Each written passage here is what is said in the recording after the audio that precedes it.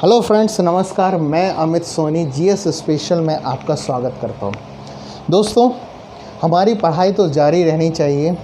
ठीक है, एक ऐसा दौर चल रहा है जो हमारा देश और पूरा विश्व कोरोना महामारी से जूझ रहा है। लेकिन दोस्तों, हम अपनी तैयारी तो हमें जारी रखनी ही चाहिए। यदि हम तैयारी नहीं करेंगे तो एग्ज़ामिनेशन कब हो जाए इसका हम एग्जैक्टली नहीं बोल सकते, लेकिन हमें अपनी प्रिपरेशन पर भी फोकस करना चाहिए। जब हमारी ऑफलाइन क्लासेस नहीं हो सकती तो क्यों ना ऑनलाइन के माध्यम से हम आप तक, ठीक है, वह क्वालिटी एजुकेशन लेकर पहुँचें जो आपके एग्ज़ामिनेशन क्रैक करने के लिए आपको ज़रूरत पड़े। इसलिए दोस्तों, आज हम बात करने वाले हैं परमार डायनेस्टी की, मालवा की। तो दोस्तों, सबसे पहले हम जानते हैं कि आखिर ये जो हमारा पोर्शन है एमपी की हिस्ट्री का, सबसे पहले हम परमार डायनेस्टी के बारे में जानते हैं। परमार डायनेस्टी, जिससे अब हम बोल सकते हैं कि इस साल एमपीपीएससी में कुछ क्वेश्चन आ ही गए थे, वह सब हम देखते हैं। ओरिजिन ऑफ परमार, आखिर परमार डायनेस्टी या ओरिजिन परमार कहाँ पर, इन्होंने कहीं पर रूल किया तो वह एरिया था मालवा। सबसे पहले याद रखना दोस्तों, परमार डायनेस्टी ने कहीं पर रूल किया तो मालवा में। अब इनके बारे में जानकारी हमें किससे मिलती है, यही क्वेश्चन जो आया था। सबसे पहले देखो, अकॉर्डिंग टू नवसहस्रांकचरित, यह एक बुक है जो किसी ने लिखी गई है। तो वो किसने लिखी? पद्मगुप्त ने। हम देखेंगे पद्मगुप्त जो था वह सिंधु राज, इसी में आगे रूलर्स आएगा, उसका वह दरबारी पोएट था। उसने बुक लिखी है नवसहस्रांकचरित। इस बुक से हमें किसी के बारे में जानकारी मिली तो परमार डायनेस्टी की, यही क्वेश्चन आया था। तो सबसे पहले ये फैक्ट में आता है कि नवसहस्रांकचरित जो हमें किसी के बारे में डिस्क्रिप्शन मिलता है तो वह हमें किसके बारे में? परमार के बारे में मिलता है। अब दूसरा नेक्स्ट, उदयपुर प्रशस्ति एडिक्ट, मतलब एक उदयपुर जो विदिशा में है वहाँ से हमें एक कॉपर की प्लेट मिली। मतलब प्रशस्ति मतलब एक प्रकार की कॉपर की प्लेट में हमें कुछ लिखा हुआ मिला, जिससे हमें यह पता चला किसके बारे में? परमारों के बारे में। कहा जाता है कि परमारों की या राजपूतों की जो ओरिजिन हुआ है वह एक यज्ञ किया था पुरोहित वशिष्ठ ने। मतलब वशिष्ठ ने एक माउंट आबू पर एक यज्ञ किया, उस यज्ञ से किसी का ओरिजिन हुआ तो वह राजपूतों का या परमारों का ओरिजिन हुआ। इसलिए परमारों का जो क्लेन कहा जाता है, मतलब इनका जो कुल कहा जाता है वह अग्निकुल कहा जाता है। मतलब यह बात याद रखना कि जितने भी राजपूत हैं उन सब का जो ओरिजिन है वह कहा जाता है कि वशिष्ठ जो पुरोहित थे, मतलब उनके द्वारा एक यज्ञ किया गया, उस यज्ञ से किसी का ओरिजिन हुआ तो वह राजपूतों का या परमारों का, जैसे चंदेल डायनेस्टी होगा, वह सब हमें इसमें जानने को मिलता है। अब अबुल फजल की बात करते हैं। अबुल फजल ने एक बुक लिखी है आईने अकबरी। यह हम मिडाइवल हिस्ट्री में पढ़ते हैं। अकबर के दरबारी पोएट थे, नवरत्न में थे अबुल फजल, जिसने आईने अकबरी या अकबरनामा नामक बुक लिखी है।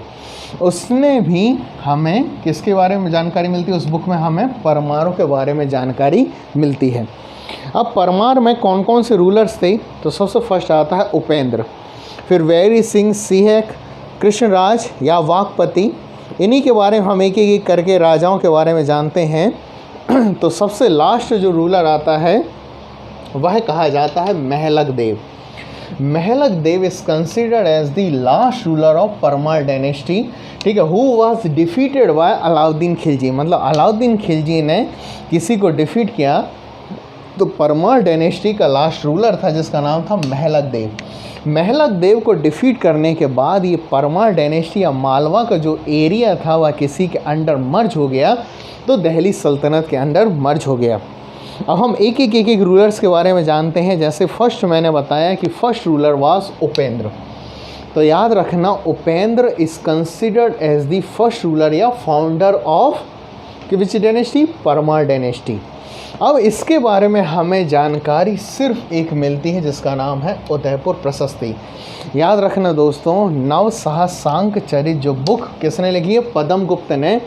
उसने मेंशन नहीं किया उपेंद्र के बारे में, इसलिए उपेंद्र और एक और जो आता है कृष्णराज परमार। मतलब हम परमार डायनेस्टी के दो फाउंडर बोलते हैं, एक बोलते हैं उपेंद्र को या कृष्णराज परमार को। ठीक है, क्योंकि उपेंद्र के बारे में बताने वाला सिर्फ एक एडिक्ट था, वह विदिशा से हमें मिला जिसका नाम था उदयपुर प्रशस्ति। लेकिन हमें नवसाह सांकचरित जो बुक थी इसमें हमें इन लोगों के बारे में जानकारी नहीं मिली, मतलब उपेंद्र के बारे में जानकारी नहीं मिली। ठीक है, अब कहा जाता है कि जब हमारी इंडियन हिस्ट्री में एक मेडाइवल हिस्ट्री के पोर्शन में देखते हैं कि एक ट्राईपार्टाइट स्ट्रगल या त्रिपक्षीय संघर्ष जो चल रहा था, वह यूपी के क्षेत्र कन्नौज को पाने के लिए 3 डायनेस्टी थी। एक थे गुर्जर प्रतिहार, दूसरे थे राष्ट्रकूट और तीसरे थे पाल। ठीक है, इन तीनों ने कन्नौज को पाने के लिए जब स्ट्रगल कर रहे थे, जो करीब 300 साल से ज़्यादा चला, उस बीच में उपेंद्र ने अवंती में अपनी डायनेस्टी को स्टार्ट किया। मतलब पॉलिटिकल सिचुएशन का मतलब एक एडवांटेज लेकर किसी ने अपने आप को इस्टेब्लिश किया, तो उपेंद्र ने। कहाँ पर? अवंती में। मतलब इनकी कैपिटल जो शुरुआत में बनी तो वह कौन सी बनी? अवंती बनी। ठीक है, अब इसके बाद बात करते हैं नेक्स्ट रूलर वेरी सिंह की। देखो, नेक्स्ट रूलर जो बनता है उसका नाम था कौन सा? ठीक है, कौन? Very Singh. Very Singh was the son of Upendra, मतलब ये किसी के लड़के थे तो वह उपेंद्र के लड़के थे। लेकिन इसके बारे में भी हमें एक बुक में पता नहीं चलता है जिसका नाम है नवसाह सांकचरित। तो देखो दोस्तों, याद रखना, सिर्फ उदयपुर प्रशस्ति एडिक्ट से हमें जानकारी मिली है, नवसाह सांकचरित से नहीं मिली। फिर नेक्स्ट आता है सियक। सियक के बारे में हमें जानकारी मिली नवसाह सांकचरित से, लेकिन उदयपुर प्रशस्ति एडिक्ट ने हमें सियक के बारे में नहीं बताया। अब जो आता है कृष्णराज या इसी को हम बोलते हैं उपेंद्र या वाकपति। अब इसके बारे में जानकारी हमें उदयपुर प्रशस्ति और नवसाह सांकचरित से मिलती है। मतलब अभी तक जितने भी रूलर्स थे इनके बारे में या तो नवसाह सांकचरित ने बताया, तो उदयपुर प्रशस्ति में नहीं बताया, या तो उदयपुर प्रशस्ति में बताया और नवसाह सांकचरित में नहीं बताया। इसलिए उनको हम क्या करते हैं? रियल नहीं मानते हैं। उनके बारे में हम नहीं कह सकते कि ये पर्टिकुलरली डिस्क्रिप्शन नहीं मिलता है। अब कृष्णराज या उपेंद्र को कहा जाता है founder of the Parmar dynasty, इसलिए क्योंकि दोनों डिस्क्रिप्शन मिलता है, हमें नवसाह सांकचरित से ही मिलता है और उदयपुर प्रशस्ति से भी मिलता है। जब इन दोनों से हमें मिलता है तो हम कह सकते हैं कि कृष्णराज परमार या उपेंद्र या Vakpati first is considered as the real founder of Parmar dynasty. ठीक है, अब यही वह रूलर था जिसने कुछ टाइटल अडॉप्ट करे, जैसे परम भट्टारक, महाराज धीराज परमेश्वर। मतलब ये राजा जो हुआ करते थे जब रूल करते थे तो कुछ ऐसे टाइटल्स अडॉप्ट करते थे जिससे यह पता चलता है कि अब ये पर्टिकुलर राजा बन चुके, क्योंकि कहा जाता था शुरुआत में ये या तो किसी के यहाँ फ्यूडल्स या सामंत हुआ करते थे, तो कहा जाता था कि ये जो शुरुआत के जो राजा थे वह किसी के सामंत थे या फ्यूडल्स थे, वह गुर्जर प्रतिहार के माने जाते थे कि फ्यूडल्स हैं वो। अब यहाँ पर परमार का जो ओरिजिन हुआ तो कहा जाता है कि ये देखो इसमें लिखा हुआ है, जैसे मैं आपको बता रहा था कि शुरुआत में परमार्स किसी के फ्यूडल्स कहे जाते थे गुर्जर प्रतिहार के, लेकिन फिर कृष्णराज या वाकपति या उपेंद्र के टाइम पर हम कह सकते हैं कि अब इंडिपेंडेंट किंगडम स्टार्ट होता है। अब यहाँ पर हम रूलर की बात करते हैं वेरी सिंह सेकंड की। इनका सेकंड नाम वास था वज्रट स्वामी। ठीक है, जिन्होंने धार नगरी पर कैप्चर किया। मतलब अभी इनकी जो शुरुआत में कैपिटल थी वह हमने जाना कि उज्जैन थी, लेकिन अभी इनके पास अब यहाँ पर क्या आता है? धार या धारा नगरी। तो पहले के टाइम पर जब हमारे हिस्ट्री में धार को श्रीधारा नगरी कहा जाता था, क्योंकि यह आगे चल के हमारे राजा भोज की जब कैपिटल बनती है तो उसे श्रीधारा नगरी कहा जाता है। अब यहाँ पर इन्होंने किसको जीता? धार को कैप्चर किया। फिर नेक्स्ट रूलर आता है हर्ष या सियक सेकंड। ठीक है। इसका एक नाम हमें मिलता है जिसका नाम था सिंघादत्त भट्ट, मतलब सिंह द भट्ट कह सकते हैं, इनका एक नाम था जिन्होंने अपने एम्पायर का एक्सटेंशन किया। इसी टाइम पर एक हूण आते थे, आपने देखा होगा, आपने पढ़ा होगा कि गुप्त एम्पायर को डिक्लाइन करने में यदि किसी ट्राइब का सबसे बड़ा हाथ था तो वह हूणा थे। यह हूण जो कहा जाता है कि एक ट्राइब से बारबरिक ट्राइब थी। बारबरिक का मतलब एक असभ्य जो कहीं पर भी जाकर के लूटपाट करते थे, तो वह हूण आए थे कश्मीर के एरिया से। ठीक है, इन हूणों को यदि किसी ने डिफीट किया तो वो कहा जाता है हर्ष या सियक सेकंड ने। अब इस टाइम पर इन्होंने एक ऐसे एरिया पर कैप्चर किया जिसका नाम था मान्यखेत। तो याद रखना दोस्तों, हर्ष या सियक सेकंड ने एक कैपिटल, मतलब जो राष्ट्रकूटों की कैपिटल थी जिसे मान्यखेत कहा जाता था, मतलब अब राष्ट्रकूट वीक हो चुके हैं, उस वीक होने पर, ठीक है, मतलब परमारों ने कहाँ तक पहुँच गए, मान्यखेत तक अपना कैपिटल को एक्सटेंस कर लिया था। अब हम बात करते हैं राइज ऑफ द परमार की, मतलब अब यहाँ से एक एक राजाओं के बारे में हमें एग्जैक्ट इन्फॉर्मेशन मिलना चालू होती है। तो सबसे फर्स्ट वाकपति सेकंड या मुंज, ठीक है, मतलब मुंज के दो नाम थे, वाकपति सेकंड या मुंज। ठीक है, एक और नाम एक और मिलता है उत्पल, मतलब तीन नाम मिलते हैं, वाकपति सेकंड, मुंज या उत्पल, जिन्होंने अपने एम्पायर का एक्सटेंशन किया। ओके, अब देखो दोस्तों, एक बुक और आती है जिसका नाम है प्रबंध चिंतामणि। यह भी MPPSC के 2019 के प्री में ऑप्शन में था।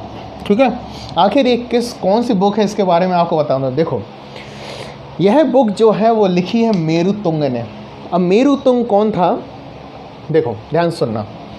एक चालुक्य डायनेस्टी का एक राजा था जिसका नाम था तैलप। ठीक है, कौन सी डायनेस्टी का, चालुक्य डायनेस्टी का राजा था जिसका नाम था तैलप। तैलप और मुंज के बीच में करीब 5 से 6 बार लड़ाई हुई, मतलब दोनों ने करीब 5 से 6 बार, ठीक है, एम्पायर के लिए, अपने एम्पायर को एक्सटेंशन करने के लिए 5 से 6 बार लड़ाई लड़ी।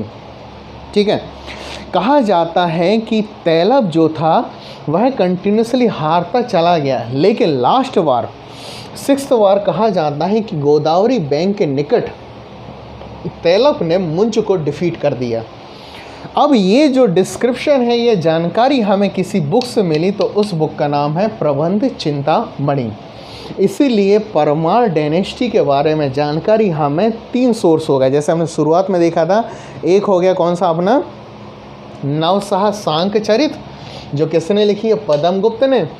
दूसरा हो गया उदयपुर प्रशस्ति, और तीसरा कौन सा हो गया, मेरुतुंग के द्वारा लिखी हुई कौन सी पुस्तक, प्रबंध चिंतामणि। ठीक है ना, तो यह वो बुक हो गई जिससे हमें जानकारी मिलती। यही MPPSC ने 2019 के प्री में क्वेश्चन पूछा था। ठीक है, अब इसके बाद बात करते हैं आर्ट एंड आर्किटेक्चर की। देखो, मुंज ने धार में एक पॉन्ड बनवाया जिसका नाम है मुंज पॉन्ड, या मुंज, यदि आप जाते हो धार में तो एक तालाब मिलता है मुंज तालाब, वह किसी ने बनवाया था, तो यही मुंज ने बनवाया था। इन्हीं के दरबार में 2 इनके कोर्ट पोएट रहा करते थे, एक का नाम था धनिक और दूसरे का नाम था धनंजय। ठीक है, धनिक ने लिखी है यशो रूपावलोक, ये आप देख पा रहे हो, कोई सी बुक लिखी है तो वह धनिक ने लिखी, कौन सी, यशो रूपावलोक। वहीं धनंजय ने लिखी है दश रूपक, मतलब यह भी हमारे एग्जामिनेशन पॉइंट ऑफ व्यू से ज़रूरी हो जाता है। अब यहाँ से हम बात करते हैं नेक्स्ट रूलर की जिसका नाम है सिंधुराज। देखो याद रखना, सिंधुराज जो थे वह मुंज के छोटे भाई थे, मतलब सिबलिंग थे, और सिंधुराज को कोई पोजीशन मिली थी तो वह युवराज की पोजीशन मिली थी। मतलब जब मुंज हमारे यहाँ पर रूल कर रहे थे तो उनका कोई युवराज था, तो उनका छोटा भाई सिंधुराज था। ठीक है, अब सिंधुराज के टाइम पर ही रहा करता था उनका दरबारी पोएट जिसका नाम था पद्मगुप्त। यही पद्मगुप्त है जिसने कौन सी बुक लिखी है, नवसाह सांकचरित। देखो दोस्तों, आखिर ये बुक क्या है, अब आप ध्यान से सुनना है। यह जो बुक है यह हमें जानकारी देती है सिंधुराज के द्वारा लड़ी हुई जो उसके बैटल्स हो गए और उसकी मैरिज या उसके जो हम बोल सकते हैं एक रिलेशन के बारे में, अफेक्शन के बारे में, लव के बारे में, वह एक लड़की थी जिसका नाम था शशि प्रभा। शशि प्रभा किसी की लड़की थी तो वो नाग डायनेस्टी के रूलर थे जिसका नाम था शंखपाल। ठीक है दोस्तों, फिर से बता रहा हूँ मैं, पद्म गुप्त किसके कोर्ट पोएट थे? ठीक है, किसके? सिंधु राज के। उन्होंने एक बुक लिखी जिसका नाम है नव साहस सांक चरित। यह वह बुक है जो हमें किसके बारे में? सिंधु राज की जितनी भी बैटल्स हो गए या उसकी जो मैरिज है उसके बारे में जानकारी देती है। अब ये मैरिज किसी से हुई थी? तो वह शशि प्रभा नाम की एक लड़की थी जो नाग डायनेस्टी के रूलर थे शंखपाल। उसके बारे में यह पूरा डिस्क्रिप्शन जो एक लव स्टोरीज बोल सकते हैं और कुछ कैरेक्टर उठाए हुए महाभारत के, मतलब ये डिस्क्रिप्शन में हमें उसकी मैरिज सेरेमनी के साथ साथ कुछ महाभारत के कैरेक्टर उठाते हुए नवसाह सांक चरित को लिखा किसने? पद्म गुप्त ने। तो यह सब पोर्शन हमें जानने को मिलता है किसके बारे में? जब यह लिखी गई। अब हम बात करते हैं सबसे महान राजा जिनका नाम है राजा भोज। ठीक है, तो किंग भोज के बारे में बात करते हैं। तो देखो दोस्तों, ठीक है, किंग भोज वह रूलर थे, मतलब परमार डायनेस्टी का नाम यदि किसी के नाम से जाना जाता है तो वह आता है किसके नाम से? राजा भोज के नाम से। एक कहावत है ना, कहाँ राजा भोज और कहाँ गंगू तेली, मतलब राजा भोज इतने बड़े विद्वान थे कि उनके आगे कोई नहीं लगता था। इन्होंने अपना एम्पायर जो था वह चित्तौड़ से लेकर कोंकण, मतलब अपना पूरा एरिया गुजरात से लेकर के, ठीक है, गोवा तक के एरिया तक एक्सटेंड किया। मतलब इनका साबरमती रिवर, विदिशा, इन सब एरियाज तक इनका एम्पायर एक्सटेंड हो चुका था। कहा जाता है कि इसी टाइम पर चंदेल डायनेस्टी, यह हम पढ़ेंगे, चंदेल डायनेस्टी के एक रूलर थे जिनका नाम था विद्याधर। विद्याधर को डिफीट किया था किसने? राजा भोज ने। फिर उसके बाद जो जबलपुर क्षेत्रों में एक डायनेस्टी हुआ करती थी कलचुरी, उस कलचुरी डायनेस्टी के राजा थे जिनका नाम था गोंगे देव। गोंगे देव को इन्होंने डिफीट किया, लेकिन बाद में, ठीक है, राजा भोज को भी इन लोगों ने डिफीट किया था। ठीक है, ओके। अब यहाँ से इनकी जो हमारे एग्जामिनेशन पॉइंट ऑफ व्यू से, जैसे हमने जाना था, इनकी शुरुआत में कैपिटल जो थी वह थी कौन सी? उज्जैन। उज्जैन से इन्होंने इस कैपिटल को ट्रांसफ़र किया धार में, मतलब उज्जैन से अब ये ले गए कहाँ पर? धार में। और उन्होंने कोई टाइटल अडॉप्ट किया था तो वह था टाइटल कविराज का। तो याद रखना, अब कुछ हम जानते हैं इनके बारे में। ठीक है, देखो दोस्तों, अब यहाँ पर थोड़ा ज़्यादा मेंशन करना, क्योंकि राजा भोज के बारे में हमेशा एग्जामिनेशन में पूछा ही जाता है। अबुल फजल ने आईने अकबरी में श्री राजा भोज के बारे में मेंशन किया है और कहा था कि इनके दरबार में इतने विद्वान रहते थे। एक कहावत है कि यदि कोई विद्वान एक श्लोक बोलता था तो राजा भोज उसे करीब 1 लाख, ठीक है, स्वर्ण मुद्राएं देते थे। मतलब इतनी विद्या की कद्र करते थे हमारे राजा भोज। अब राजा भोज ने कई ऐसे काम करे, जैसे सबसे पहले आर्ट एंड आर्किटेक्चर की बात करते हैं। अब इनकी बुक्स से हमेशा एग्जामिनेशन में क्वेश्चन आता है। सबसे फर्स्ट आती है सम्रांगण सूत्रधार। ठीक है, देखो पहली बुक जो उन्होंने लिखी है जिसका नाम है सम्रांगण सूत्रधार। देखो यह एक ऐसी बुक है जो वास्तुशास्त्र और आर्किटेक्चर के बारे में बताती है। मतलब सम्रांगण सूत्रधार वह बुक है जो हमें आर्किटेक्चर या वास्तुशास्त्र से रिलेटेड है। इसमें करीब 83 to 85 चैप्टर्स हैं, जिसमें हमें किसके बारे में जानकारी मिलती है कि कैसे टेम्पल्स को बनाना है, कैसे आइडल्स को बनाना है, वह सब जानकारी हमें देखने को मिलती है। अब देखो, ये जो आप एक इमेज देख पा रहे हैं कि आखिर किस इमेज को कैसे बनाना है, यह सब हमें जानकारी मिलती है। तो मतलब ये आइडल्स बनाने की भी एक एक डिस्क्रिप्शन आप देखोगे कि जो पुरानी देवी देवताओं की इमेज देखते हो, वो उनके साथ में खूब सारे देवी देवता आपको देखने को मिलेंगे। तो यह सब इमेज जो है, ये किस तरीके से किस आइडल को बनाना है, किस मंदिर को बनाना है, वह सब सम्रांगण सूत्रधार में राजा भोज ने लिख कर गए हैं। ठीक है, अब हम बात करते हैं युक्ति कल्पतरु की। दूसरी बुक आती है युक्ति कल्पतरु। देखो दोस्तों, याद रखना, ये जो बुक है यह भी आर्किटेक्चर से रिलेटेड है। तो ये 2 बुक हो गई, एक सम्रांगण सूत्रधार हो गई और दूसरी कौन सी हो गई, युक्ति कल्पतरु। ठीक है, अब इसके बाद बात करते हैं इन्होंने क्या एक जो बुक लिखी थी जिसका नाम था सरस्वती कंठाभरण। देखो नाम से ही समझ में आ रहा सरस्वती कंठाभरण, जो किससे रिलेटेड है, व्याकरण से और अलंकार से। ठीक है, कुछ और बुक्स के बारे में आती जैसे चंपू रामायण, आदित्य प्रताप, सिद्धांत, आयुर्वेद सर्वस्व श्रृंगार, ठीक है, कर्म शतक, श्रृंगार मंजरी, भोज चंपू, चारु चर्चा, ये सब बुक किसी ने लिखी हैं तो वो हमारे राजा भोज ने, मतलब इतने महान विद्वान थे ये कि उन्होंने इतनी सारी बुक लिखी हैं। राज मार्तंड, युग सूत्रवती, ठीक है, जैसे मैंने आपको बताया था कि यह आईने अकबरी में अबुल फजल ने मेंशन किया है कि इनके दरबार में करीब 500 कवि थे। ठीक है, ठीक है, जिनमें से कुछ कवि थे, जैसे नाम था, एक का नाम था चित्रक, दूसरा होगा देवेश्वर, चिता, विनायक, ऐसे कुछ इनके दरबार में क्या रहा करते थे, इनके दरबार में कौन रहते थे, कवि रहा करते थे। अब कुछ इंस्क्रिप्शन भी हमें मिले हैं इनके बारे में, जैसे बांसवाड़ा कहाँ पर हो गया, राजस्थान, बेटवा, ये इंदौर के एरिया के पास, भोजपुर, देपालपुर, ठीक है, धार, इन क्षेत्रों से हमें किसी के बारे में इंस्क्रिप्शन से जानकारी मिली है तो हमारे राजा भोज के बारे में मिलती है। ठीक है, अब हम कुछ और बात करते हैं। ठीक है, ये उनके इंस्क्रिप्शन हो गए जो हमें संस्कृत में मिले, उनके ऊपर कोई सी स्क्रिप्ट लिखी है तो देवनागरी, जैसे हम नागरी स्क्रिप्ट बोलते हैं तो वो देवनागरी स्क्रिप्ट में हमें किसके बारे में मिला है, किसके बारे में, राजा भोज के बारे में। ठीक है, यह जो लैंग्वेज यूज़ करी थी इनके इंस्क्रिप्शन के लिए वह प्राकृत वर्ड्स थे, मतलब जो हमारी हिंदी का विकास हुआ है, पाली, प्राकृत, अपभ्रंश, अवहट, ठीक है, तो वैसे ही प्राकृत वर्ड्स में लिखा गया है। और जो हमें मिले हैं प्लेट्स मिली हुई हैं वह कॉपर प्लेट्स थी। ठीक है ना दोस्तों, और एक और चीज़, इनके जो एक बोल सकते हैं एक सिंबल के रूप में हमें देखने को मिलती है कि एक जो शिव जी के मतलब जो जितने भी जो इंस्क्रिप्शन मिले हैं उनमें हमें किसी के बारे में प्रेस किया गया है तो वो लॉर्ड शिव को। ठीक है, ओके, चलिए अब हम बात करते हैं राजा भोज के आर्किटेक्चर की। अब आर्किटेक्चर जो होता है वह देखते हैं, राजा भोज ने एक सिटी इस्टेब्लिश करी जिसका नाम है भोजपुर सिटी। यदि आप जाते हो भोपाल के पास, ठीक है, ओके, भोपाल के पास जो सिटी मिलती है जिसका नाम है भोजपुर सिटी।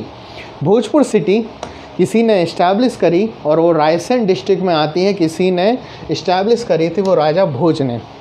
ठीक है, यहीं पर इन्होंने एक टेंपल बनाया जिसका नाम है भोजेश्वर शिव टेंपल। इस भोजेश्वर शिव टेंपल जो आप देख रहे हो यह वर्ल्ड का सबसे बड़ा शिवलिंग है। ये जो आप देख पा रहे हैं दोस्तों, कहा जाता है डबल शिवलिंग है क्योंकि एक और स्ट्रक्चर दोनों देखने को मिल रहे हैं। ये शिवलिंग की हाइट करीब 7.5 फीट है, मतलब यदि आप नीचे से आप देखते हो तो आपकी हाइट से ज़्यादा ये हमारे शिव भगवान हैं। ओके, इस मंदिर को भी कह सकता है कि हमारे मध्य भारत का या सेंट्रल इंडिया का सोमनाथ शिवलिंग है। ओके, एक और टेंपल जो इन्होंने बनवाए चित्तौड़ में, क्योंकि इनका एरिया जो चित्तौड़ तक था और जो इसी साल MPPSC ने पूछा था, तो वह त्रिभुवन नारायण मंदिर। ये त्रिभुवन नारायण मंदिर जो है यह आपको चित्तौड़ में मिलेगा। आप देख पा रहे हो यह जो मंदिर है ये किसी ने बनाया तो राजा भोज ने। ठीक है, और एक कुछ भोजशाला बनाई उन्होंने धार में बनाई थी, यह भी आपको देखने को मिलेगी। यह भोजशाला जो बनी हुई है यह धार में है। ठीक है, ओके, अब एक और स्ट्रक्चर, एक और आर्किटेक्चर की हम बात करते हैं। ठीक है, अच्छा दोस्तों, यदि आपको मेरा ये वीडियो पसंद आया हो तो इसे लाइक, शेयर एंड सब्सक्राइब ज़रूर करें। अब यहीं से मैं जो पोर्शन है वो अगले वाले वीडियो में डालूँगा। Okay, thank you.